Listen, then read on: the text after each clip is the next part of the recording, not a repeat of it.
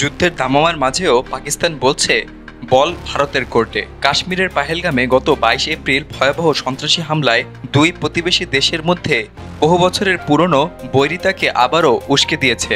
ওই হামলায় নিহত হন ২৬ জন নিরীহ ভারতীয় পর্যটক, আহত হন অনেকে। ভারতের গোয়েন্দা সংস্থাগুলো সরাসরি পাকিস্তানের মদতপুষ্ট জঙ্গি সংগঠনগুলোকেই এই হামলার জন্য দায়ী করে। এরপরই শুরু হয় একের পর এক কূটনৈতিক এবং সামরিক পাল্টাপাল্টি পদক্ষেপ। হামলার পর কূটনৈতিকভাবে পাকিস্তানকে একঘরে করার পাশাপাশি ভারত সামরিকভাবেও তীব্র প্রতিক্রিয়া জানায়। ভারতীয় সেনাবাহিনী ৭ মে রাতে অপারেশন সিন্দুর নামে একাধিক জঙ্গি ঘাঁটিতে ক্ষেপণাস্ত্র হামলা চালায়। সরকারি বিবৃতিতে জানানো হয়, পাকিস্তান নিয়ন্ত্রিত ভূখণ্ডের মধ্যে সন্ত্রাসবাদী ঘাঁটিতে এই হামলা চালানো হয় এবং এতে অন্তত ১০০ জন জঙ্গি নিহত হয়। ভারত এই অভিযানে অত্যাধুনিক নাগ এবং ব্রহ্মস ক্ষেপণাস্ত্রের ব্যবহার করেছে বলে জানা গেছে। অভিযানের লক্ষ্য ছিল মুজাফফরাবাদ, কোটলি এবং নওশেরা সীমান্ত সংলগ্ন এলাকাগুলো। তবে পাকিস্তান দাবি করেছে এই হামলায় তাদের ৩৮ জন নিরীহ বেসামরিক নাগরিক নিহত হয়েছে এবং আহত হয়েছে শতাধিক। এই হামলার জবাবে পাকিস্তান ১০ই মে সকালে তাদের সামরিক প্রতিক্রিয়ার ঘোষণা দেয়। তারা জানায়, ভারতের পাঠানকোট, উত্তমপুর, গুরদাসপুর এবং রাজস্থান সীমান্তের কিছু সেনাঘাঁটিতে তারা পাল্টা হামলা চালিয়েছে। এই অভিযানকে নাম দেওয়া হয় অপারেশন বানিয়ান মারসুস, যার অর্থ ধ্বংসাত্মক প্রতিশোধ। শ্রীনগর, জম্মু এবং পাঞ্জাব সীমান্তের বিভিন্ন অঞ্চলে ভারী বিস্ফোরণের শব্দ পাওয়া গেছে। সামাজিক যোগাযোগ মাধ্যমে ছড়িয়ে পড়া ভিডিওগুলোতে দেখা যায় রাতভর আতঙ্কে কাঁপে সীমান্তবর্তী গ্রামগুলো। এই পরিস্থিতির মধ্যেই যুক্তরাষ্ট্র, সৌদি আরব, কাতার সহ বিভিন্ন দেশ পরিস্থিতি স্বাভাবিক করার আহ্বান জানায়। মার্কিন পররাষ্ট্রমন্ত্রী মার্কো রুবিও পাকিস্তানের উপপ্রধানমন্ত্রী এবং পররাষ্ট্রমন্ত্রী ইশাক দারের সঙ্গে সরাসরি ফোনালাপ করেন। সেই কথোপকথনেই দার বলেন, বল এখন ভারতের কোর্টে। তিনি আরও বলেন, যুদ্ধ আমাদের অগ্রাধিকার নয়, আমরা শান্তি চাই, তবে সেটা কারো আধিপত্য মেনে নয়। আমরা সমতা এবং পারস্পরিক সম্মানের ভিত্তিতে আলোচনা চাই। দার আরও জানান, শনিবার সকালে তিনি সৌদি আরবের পররাষ্ট্রমন্ত্রী এবং অন্যান্য উপসাগরীয় রাষ্ট্রপ্রধানদের সঙ্গেও আলোচনা করেছেন। তিনি আশা প্রকাশ করেন, ভারত যদি আলোচনায় আগ্রহী হয় তবে পাকিস্তান তাৎক্ষণিকভাবে আলোচনার টেবিলে বসতে প্রস্তুত।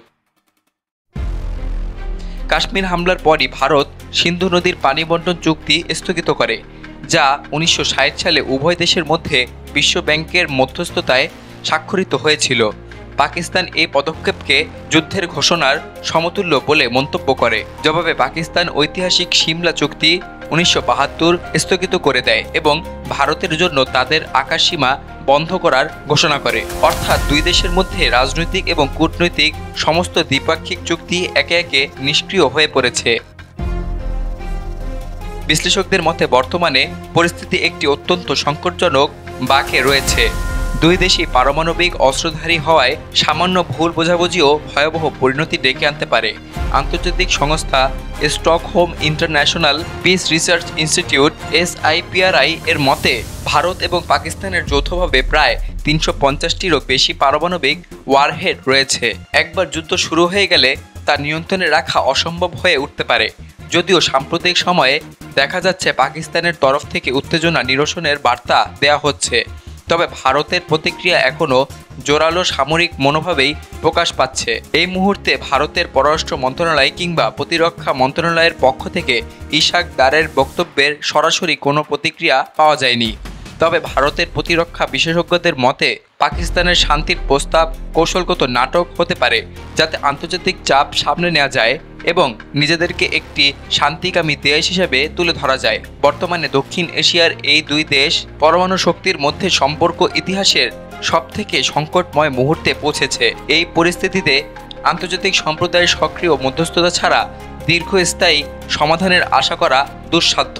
তবে ইশাক দারের এই বক্তব্য যদি পাকিস্তানের আসল অবস্থানকে প্রতিফলিত করে এবং ভারত আলোচনায় রাজি হয়, তাহলে হয়তো এই সংঘাত আরও ভয়াবহ রূপ নেয়ার আগেই থামানো সম্ভব হবে। এই মুহূর্তে পুরো বিশ্ব তাকিয়ে রয়েছে দিল্লি এবং ইসলামাবাদের দিকে। যুদ্ধ না শান্তি, এই দ্বিধার মাঝখানে দাঁড়িয়ে কোটি কোটি মানুষের জীবন এবং আঞ্চলিক স্থিতিশীলতার ভবিষ্যৎ নির্ধারিত হতে যাচ্ছে। বল এখন ভারতের কোর্টে, কিন্তু তারা সেই বল কি সংলাপের পথে ফিরিয়ে দেবে নাকি যুদ্ধের আগুনে ঘি ঢালবে তা সময়ই বলে দেবে।